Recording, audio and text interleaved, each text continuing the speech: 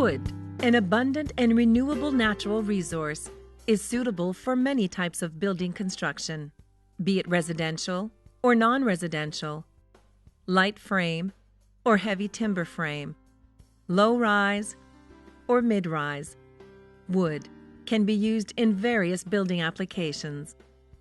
This is because of the many benefits and positive attributes of wood. The Government of Canada supports the research and development of wood-based construction. A versatile and often cost-effective building material, wood can enable developers to build more quickly and more cheaply.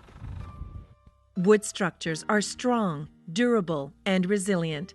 They can be designed to resist major earthquakes and hurricane-like winds. Wood can be used to build striking features like roofs, ceilings, walls, and bridges, resulting in visually appealing structures. Wood building materials are also good for the environment. They are renewable, biodegradable, recyclable, and they store carbon, resulting in a smaller environmental footprint than other building materials. In fact, a typical North American wood frame home stores about 30 tons of carbon. This is equivalent to the amount of carbon dioxide emitted by running the family car for over 5 years. Federally supported research continues to demonstrate the many benefits of wood in building construction. Wood, good for building, good for the environment, good for Canada.